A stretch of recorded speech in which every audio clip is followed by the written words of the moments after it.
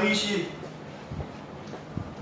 유다 땅에 나타났다는 소문이 사울의 귀에 들어갔습니다. 지금까지 다윗이 광야에 있었거든요. 광야 중에서도 사람이 살 수 없는 그런 요새, 마사다라고 하는 그런 요새이기도 하고, 여기 좀 굴에 있기도 하고, 그랬던 다윗이 유다 땅에 나타났다는 소문이 사울의 귀에 들렸습니다. 그래서 사울이 신하들을 모아놓고 한마디를 하고 있는데요.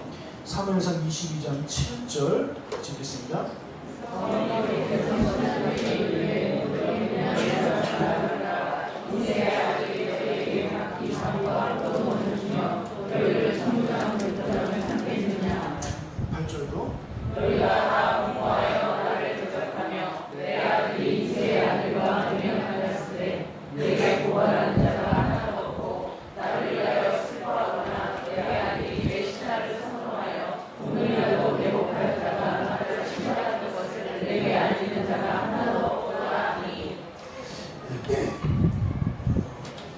사람들 신하들을 앉혀놓고 이야기를 하는 거예요.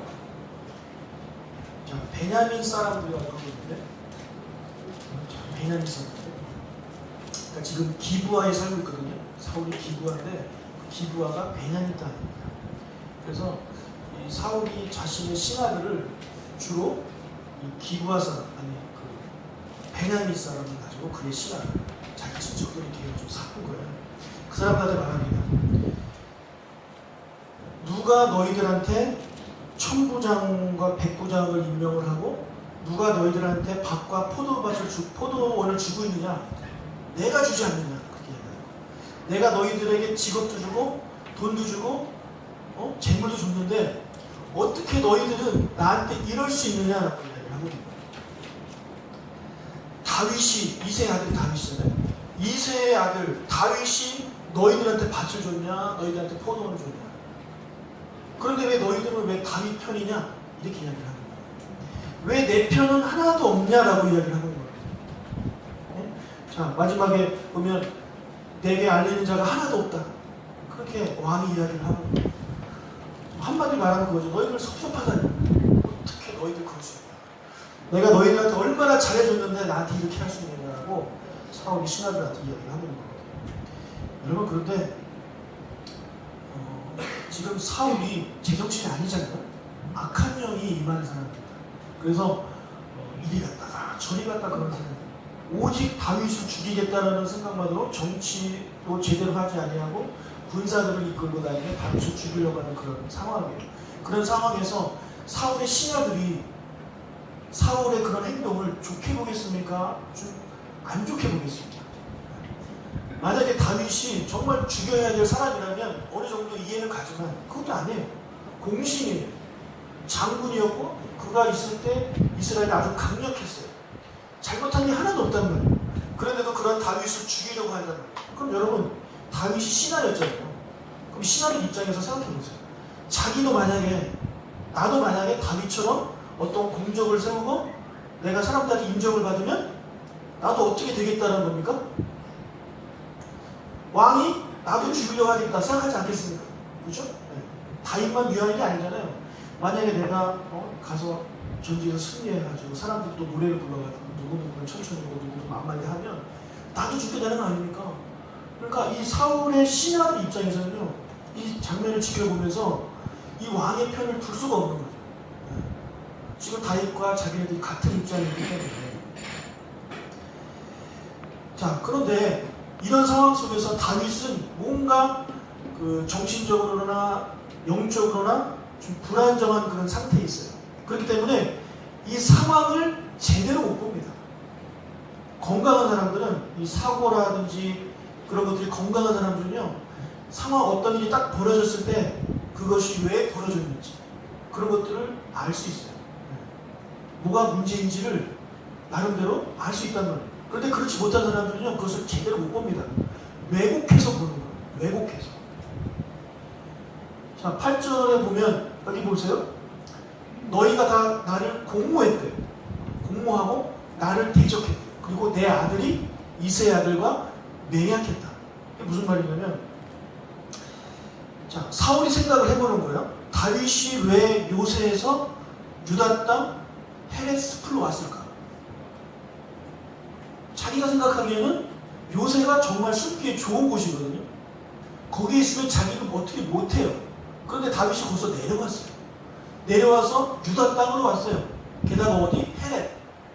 헤렛 중에 어디? 헤렛 수풀. 근데 그 헤렛 수풀이 어디랑 가까워요? 기브아랑 가까워요. 그러니까 이 사울이 생각하기를 어떻게 소설을 쓰냐면, 아, 나를 죽이러 왔구나 생각합니다. 이 수풀에 매복하고 있다가 내가 왔다 갔다 지나갈 때 나를 죽이려고 하는구나. 이렇게 혼자 소설을 쓰는 거예요. 그런데 이것이 혼자 하는 것이 아니라 누가 주동자다? 내 아들이 주동자라는 거예요. 요나단, 내 아들이 다윗과 함께 그런 계획을 짰다. 그런데 그런 일에 누가 지금 동참하고 있다? 너희들 다 동참하고 있다. 그러면 다윗이 그래서 간 게 아니잖아요. 그죠? 다윗은 하나님이 가라고 하니까 어쩔 수 없이 간 거예요. 목숨을 그 위험을 무릅쓰고 간 것인데, 그러니까 다윗은 이제 하나님 말씀 순종했을 뿐인데 그것을 바라보는 사울은 혼자서 이런 거 저런 거 다 맞춰보면서 혼자 소설을 쓰고 있는 거예요. 그래서 왜곡하면서 보는 거예요. 그래서 심지어 자기 아들을 반역자로 몰아세우고 그의 신하들까지 다 반역자로 지금 모함을 하고 있는 그런 상황이 되는 것입니다. 여러분, 건강하지 못한 사람들은요, 이 상황을 제대로 못 봅니다. 왜곡해서 그래요. 왜곡해서.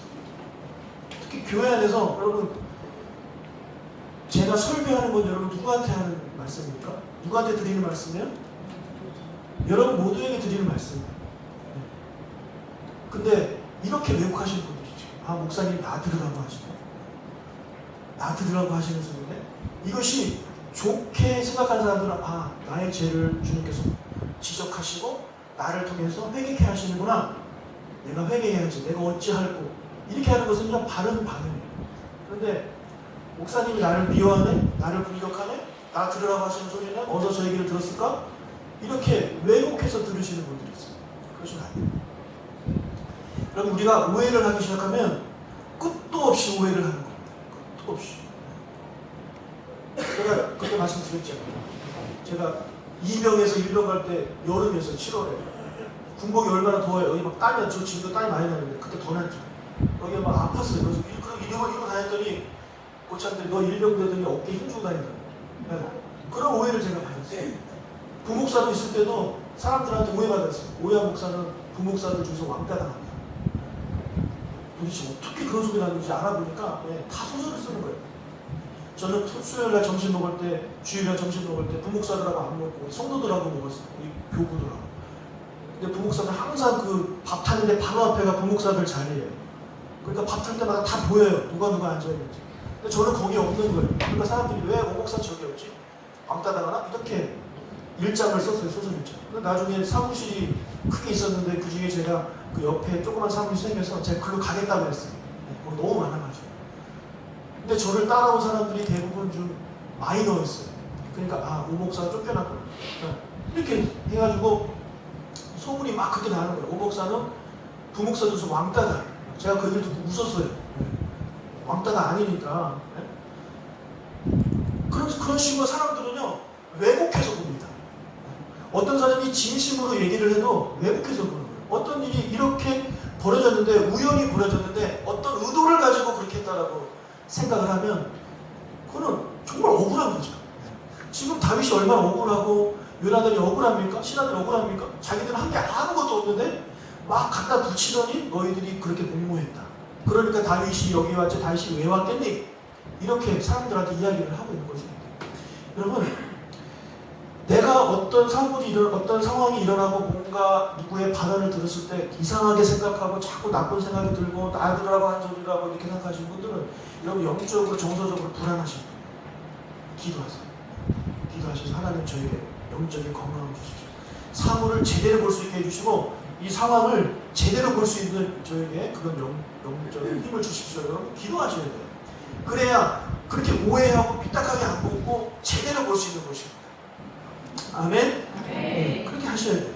자, 이렇게 사울이 말도 안 되는 그런 이야기를 하고 있을 때 한 사람이 등장합니다. 9절 읽겠습니다. 그때 에돔 사람 도액이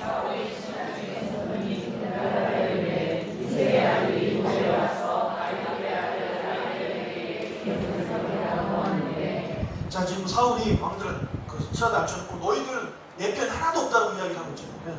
그때 이 에돔 사람 도액이 딱 손을 들은 거예요. 왕이죠? 저는 왕편입니다. 제가 보고하겠습니다. 그래서 보고를 하는데 무엇을 보고하냐면 다윗이 처음으로 도망간 곳이 어디입니까? 노비예요.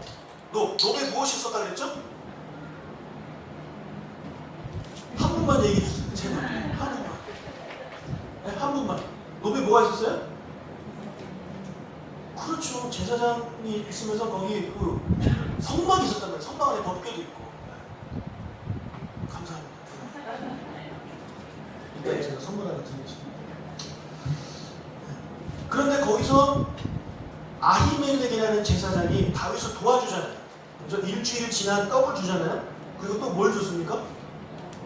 네? 누구 검? 골리앗의 검. 떡과 검을 주는 것을 누가 봤냐면 도액이라는 사람이 봤어요.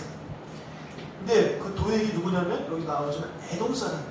이스라엘 사람이 아니에요. 외국인이에요. 그런 보고를 하니까 이 말을 들은 사울이 너무 화가 나가지고 그 화를 절제하지 못하고 뭐라 그러냐면 아히멜렉과 제사장들을 다 죽여라 라고 명령을 합니다. 10절 읽겠습니다. 왕이 좌우의 호위병에게 이르되 돌아가서 여호와의 제사장들을 죽이라. 그들도 다윗과 합력하였고 또 그들이 다윗이 도망한 것을 알고도 내게 알리지 아니하였습니다.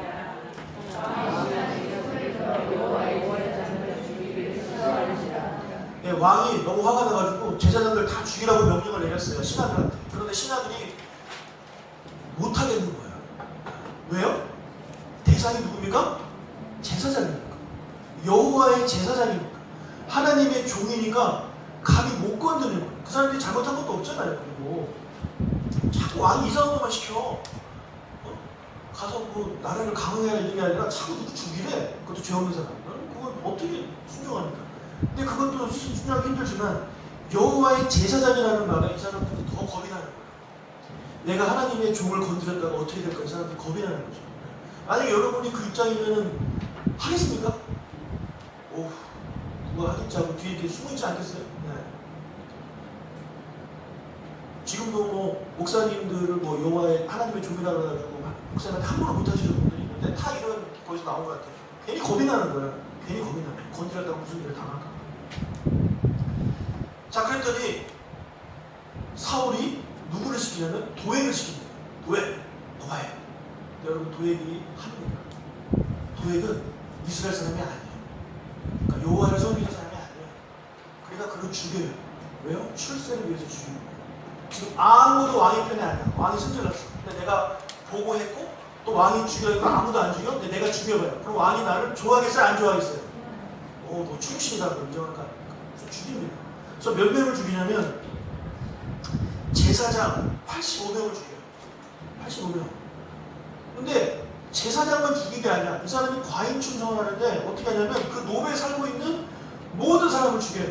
성경에 보니까 남녀를 죽였고 아이들도 죽이고 심지어 젖 먹는 아기까지 죽여요. 그리고 사람만 죽인 게 아니라 소, 나귀, 양 이런 가축들을 다 죽여요. 누가? 도액이라는 거죠. 이 사람 지금 오버하고 있죠? 과인 충성. 이것을 기회로 큰 자리 얻고 싶은 거거든요. 그래서 아무도 순종하지 않는데 혼자 오버해서 과인 충성을 하고 있는 거예요. 정말 엄청난 비극이 일어났습니다. 이렇게 85명이 죽을 때 그 아히멜렉의 아들 중에 한 명 아비아달이라는 애가 그 사람이 가까스로 도망을 쳐요. 가까스로 도망을 쳐서 이제 누구한테 가냐면 다윗에게 갑니다. 22절 읽겠습니다. 다윗이 아비아달에게 이르되 반드시 사울에게 말할지어다. 내 아버지 집에 모든 사람이 죽는 것이 나의 것이다. 다윗도 노베에서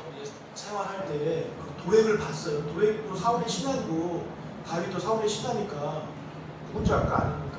그래서 봤어요. 아, 저 사람이 가서 이야기하겠구나. 사울한테 내가 여기 있으면 안 되겠구나. 그래서 피한 거 아닙니까? 네. 다윗은 그가 말할 것은 알았지만 이 사울 왕이 제사장을 죽일 것이라고는 꿈에도 생각 못한 거죠.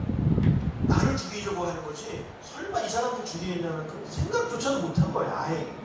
그런데 그에게 들려온 소식이 뭐예요? 제사장들 죽을 뿐 아니라 그곳에 있는 모든 아이들까지 다 죽었다라는 얘기를 전해드립니다. 그 이야기를 들은 다윗이 뭐라고 했냐? 너의 아버지 집의 모든 사람 죽은 것이 다 나의 탓이다. 내 탓이다. 내 탓이다. 그리고 그 도망친 아비 아들을 이제 거둬들입니다. 나랑 같이 있자.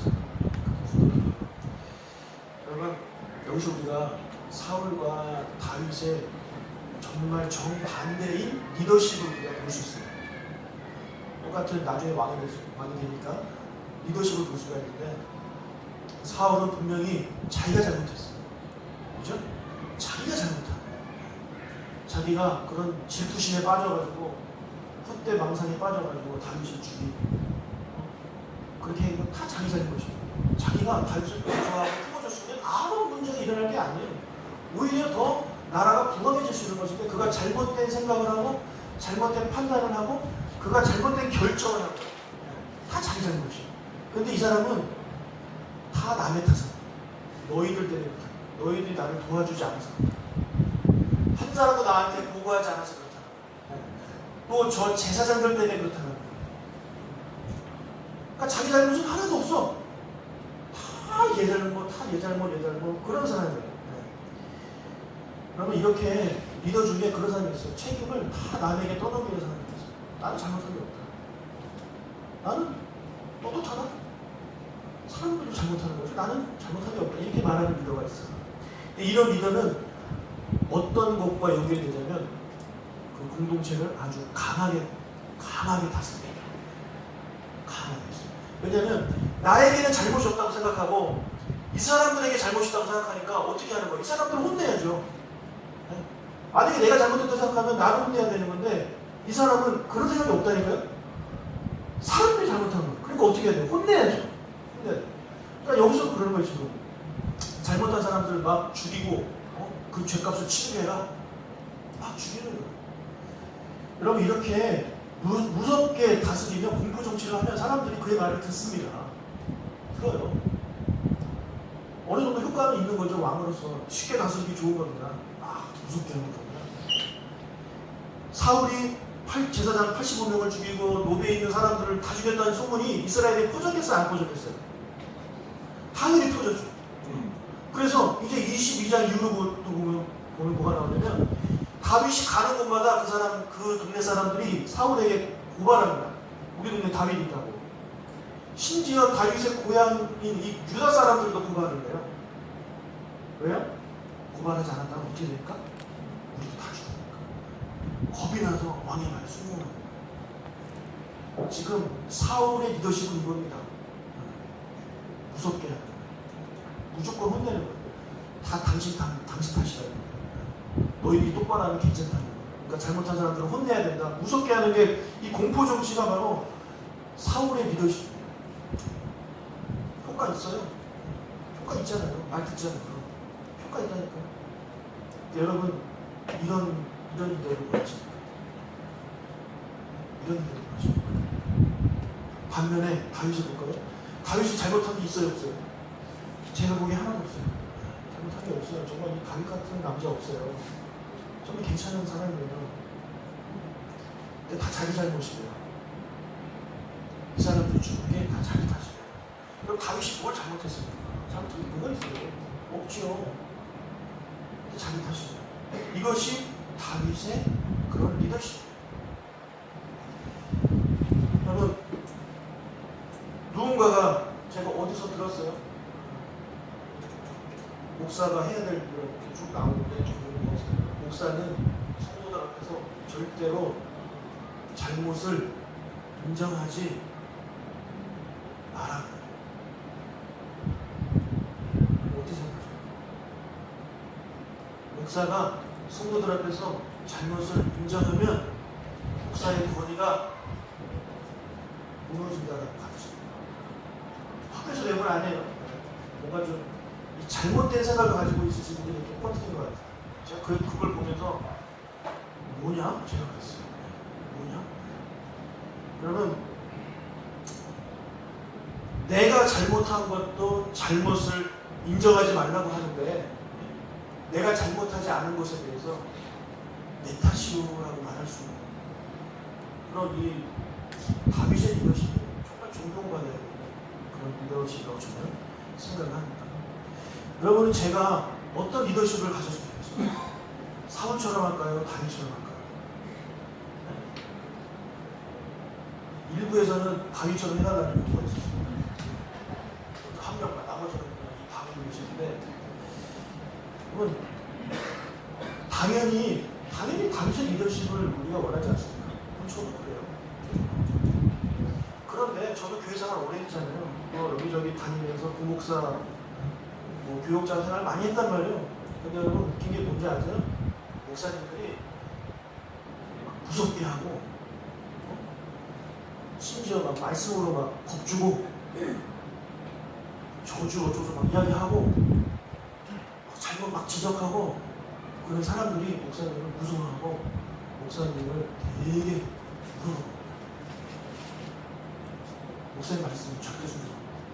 그런데 목사님이 사랑이 많아가지고 감싸주고 내 탓이고 하면 성도들이 목사님을 물어보는 게 아니라 목사님을 무섭게 봅니다. 그러니까 성도들의 수준이 안 됩니다. 그렇죠? 목사님이 사울처럼 하면 그러면 안 됩니다라고 얘기를 해야 되는 거고 목사님이 다윗처럼 하면 근데 목사님 참 좋다. 목사님 권위를 인정해야 되지. 이렇게 나와야 되는데 반대입니다. 무섭게 하면 목사님에서 벌벌 떨고 잘해주는 목사님 앞에서는 목사님을 무섭게 합니다. 이런 성도의 수준이 이러니까 목사님들이 어떻게 하겠어요? 그러니까 그런 메시지가 돌아다니는 거예요. 성도들 앞에서 절대 잘못을 인정하지 마라. 너 우습게 보지 못하게 하는 이런 얘기가 막 돌아다니는 거예요.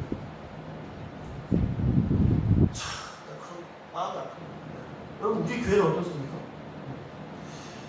제가 여러분에게 사울과 같은 리더십을 하면 여러분이 저의 말씀에 순종하고 그렇게 할까요? 하겠죠. 할 것 같아요. 근데 저하고 안 맞아요.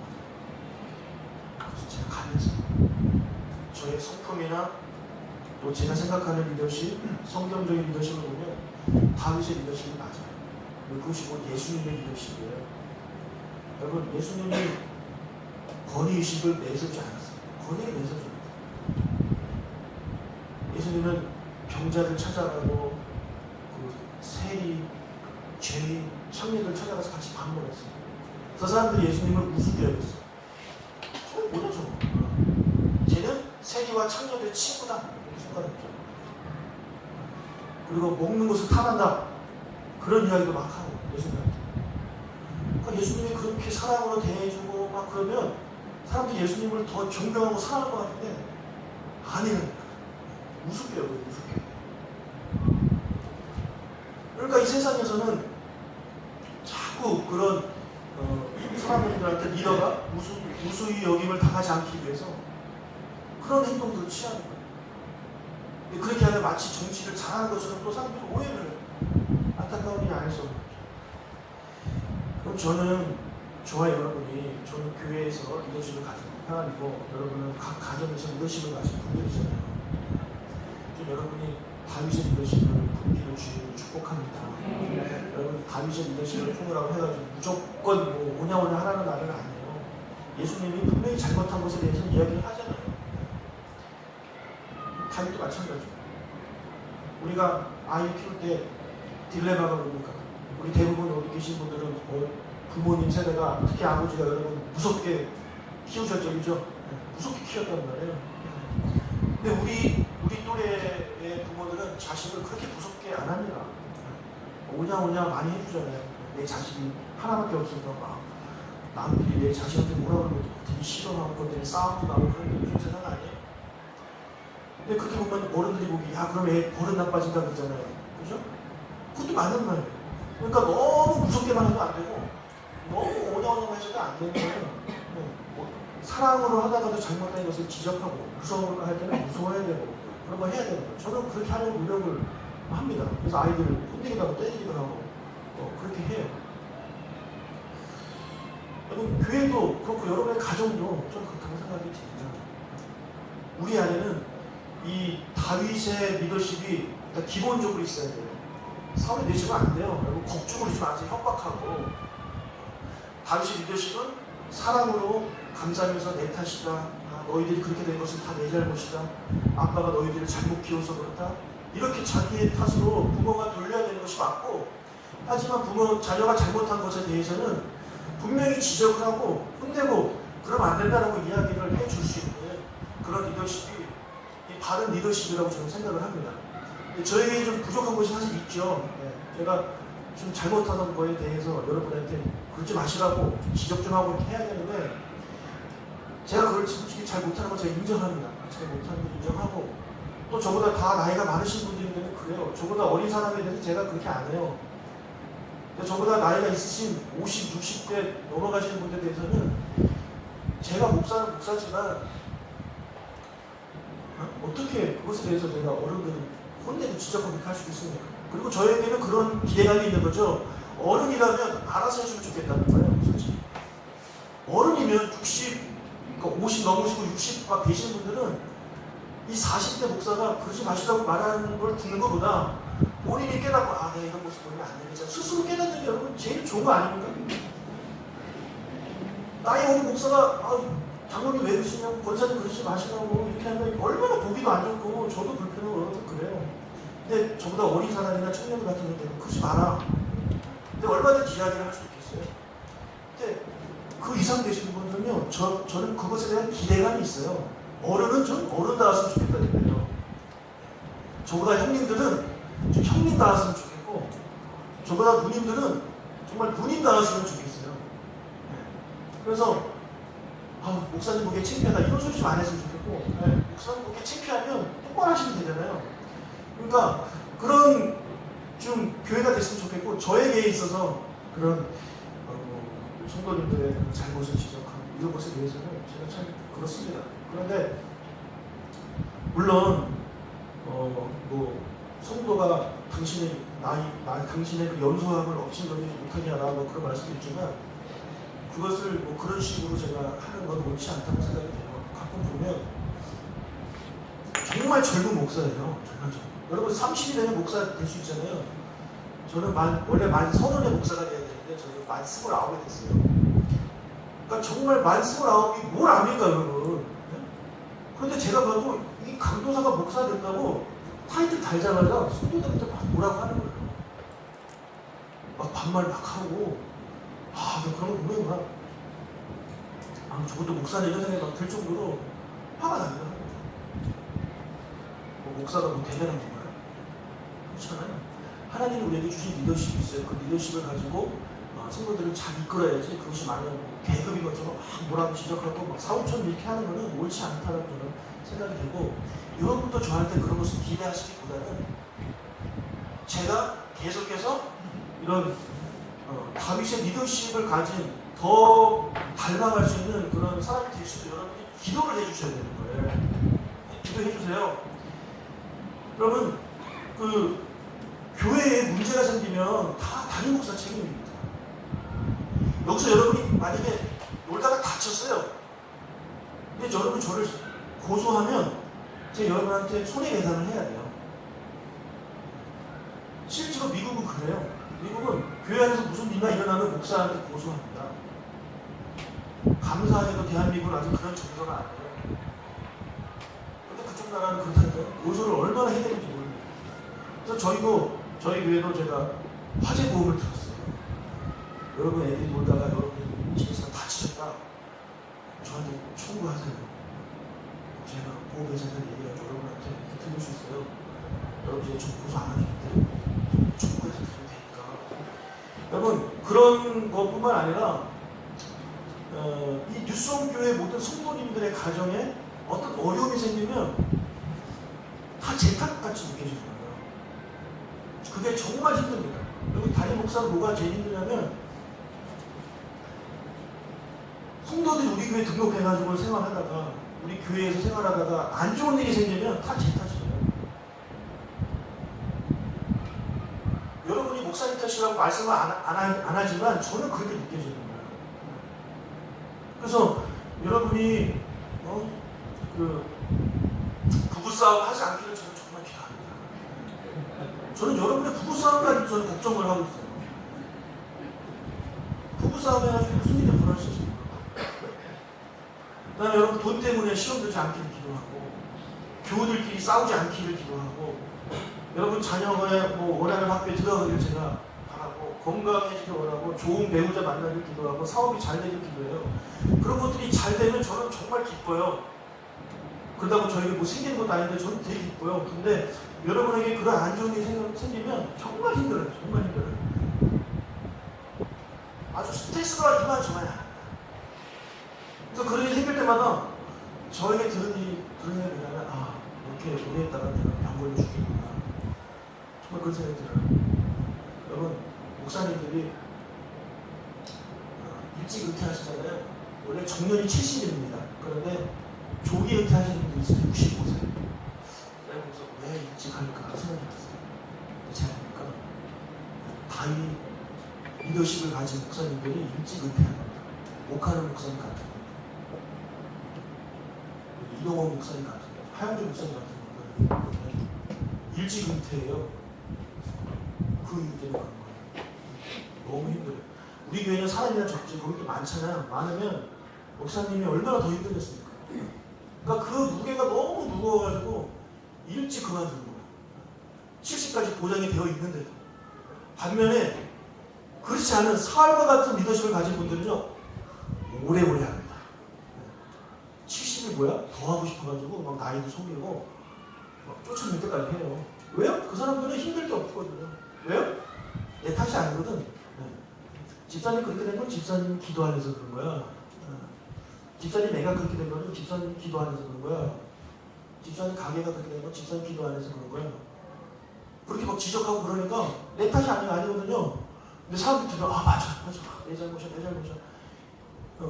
그러니까 이 사울의 리더십에 그런 속한 사람들은요, 오래오래 하고 싶죠. 저 같아도 만약에 제가 사업이면 오래오래 하고 싶을 것 같아요. 사람들이 나한테 막 좀 오버해가지고 표현하자면 나를 막 경배하지, 막 벌벌 떨지, 내 말 한마디면 사람들이 막 척척척 말 다 듣지, 교회에서 돈 많이 주지, 왜 그만둡니까? 70까지 해야지. 그래서 나올 때 막 더 뜯어내려고 하고 그러지. 근데 그러지 않으신 분들은 정말 힘든 거예요. 마음이 힘든 거예요. 다 내 탓이에요. 다 내 탓이에요.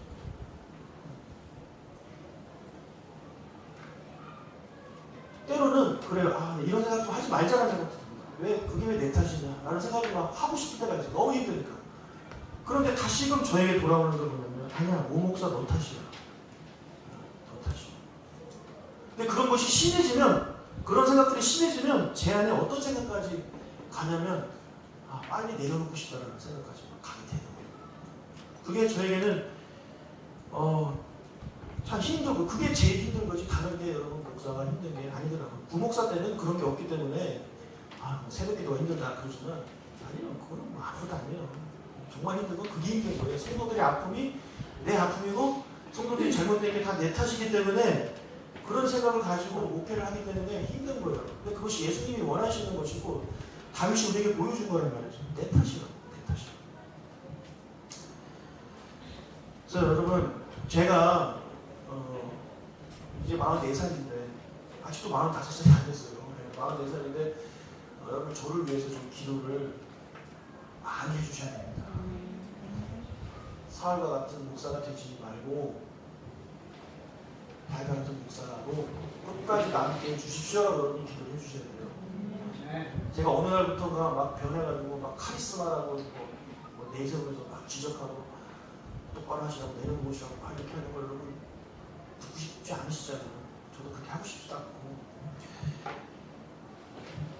여러분, 저만 그런 것이 아니라 여러분이 아까도 말씀드렸듯이 여러분 가정에 여러분이 리더십을 가진 분들이잖아요. 부모가 그러니까 리더십을 가진 분들이잖아요.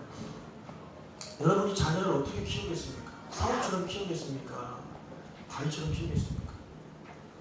사울이 키웠던 이 사울의 신하들은 어떻게 되냐면 다 사울 편에 들지가 않아요. 네, 아까 오늘 봤잖아요. 사울이 명령한다고 듣지도 않아요. 네. 그런데 오히려 다윗처럼 그렇게 내 탓이오 한 사람들은 어떻게 변하느냐? 다윗을 위해서 목숨을 겁니다. 어느 날 다윗이 도망다니다가 너무 목이 말라가지고 목마르다. 거기 어느 동네에 그 샘물이 있는데 그 물 진짜 맛있었는데 이렇게 한마디를 했어요. 그랬더니 신하들이 목숨 걸고 거기 가가지고 물을 떠옵니다. 드시라고. 다윗이 그걸 어떻게 먹어요? 이것은 당신의 목숨과 바꾼 거기 때문에 못 먹는다고. 안 먹어요. 그러니까 이렇게 되는 거예요. 여러분이 여러분의 자녀를 정말 훌륭하게 키우기를 원하신다면 사울처럼 한다고 되는 게 아니라 다윗처럼 해야 된다고 저는 믿습니다. 그래서 다윗에게 속했던 400명, 다음 장에 보면 이제 600명으로 늘어요. 200명이 더 늘어났어요. 그런 사람이 다 다윗을 위해서 목숨 걸고 헌신하고 충성하는 사람이 되는데 그것이 다윗이 무섭게 하고 강압적으로 하고 저주하고 그러는 게 아니라 내 탓이다. 너희들 그게 다 내 탓이다.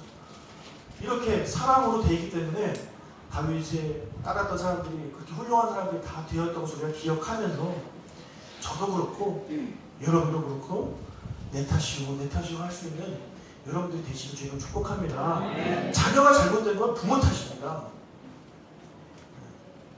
그건 100% 부모가 잘못한 겁니다. 저는 그렇게 생각해요. 그렇게 생각해야 돼요. 그렇게 생각해야 돼요. 성도가 잘못된 건 목사 탓이지 여러분의 자녀가 잘못된 건 다 여러분 탓인 거예요. 부모 탓인 거예요. 부모 탓. 이걸 꼭 기억하시기 바라고. 천주교에서 미사를 드릴 때 이렇게 한대요. 가슴을 세 번 치면서 내 탓이요. 나의 큰 죄 탓이요. 이렇게 기도한다고 합니다. 그래서 한때 그 천주교에서 범퍼 스티커에 그거 써 있었잖아요. 내 탓이요. 해가지고 김수환 추리경 얼굴 이렇게 있고 그게 우리 현재를 사는 우리에게도 기독교에도 필요하다고 생각하고 여러분 교회 생활하면서 누구 탓 말하지 마시고요. 내 탓입니다. 이렇게 말할 수 있는 우리가 됐으면 좋겠습니다. 다 내 탓이다. 저는 제 탓이고 여러분은 또 생각하기에 아닙니다. 목사님 제 탓입니다. 이렇게 돼야지 우리 서로 손가락질하면서 그래요 당신 탓이에요. 그건 교회가 아니죠. 싸움판이고 주의 사랑의 교회가 될 수 없는 것입니다. 기도하겠습니다. 하나님 아버지 모든 것이 다 내 탓입니다. 내가 잘못한 게 없다고 우길 것이 아니라 내 탓이다. 이렇게 말할 수 있는 우리가 되게 하여 주십시오. 이 교회도 그렇고 가정도 그렇고 사업처도 그렇고 다 그 리더십을 가진 사람의 탓입니다. 그가 더 기도하지 못했기 때문이고 그가 더 사랑으로 섬기지 못했기 때문이고 그가 더 세심하지 못했기 때문에 일어나는 일들입니다. 그렇기 때문에 우리가 남 탓으로 돌리는 것이 아니라 다윗이 보여줬던 그런 모습대로 다 내 탓이라고 고백할 수 있는 우리가 되게 도와주시고 그렇게 다윗의 리더십을 가진 채로 우리가 교회를 또 가정을 우리가 회사를 운영할 때에 정말 다윗의 그런 다윗을 따르는 자들이 처음에는 억울하고 빚지고 원통한 사람들이었지만 그들이 나중에는 이 나라를 건국하고 나라를 확장하는 데 큰 앞장섰던 훌륭한 장군들이 다 된 것처럼 저희 교인들도 저희 성도들도 우리의 가족들도 그렇게 될 수 있도록 주님 축복하여 주시옵소서. 예수님의 이름으로 기도합니다. 이제는 우리 주 예수 그리스도의 은혜와 하나님 아버지의 크신 사랑과 성령님의 교통하심이 오늘 주신 말씀대로 살아가기를 소원하는 사랑하는 주님의 모든 자녀들과 방문하신 분들 위해 있을지어다. 아멘.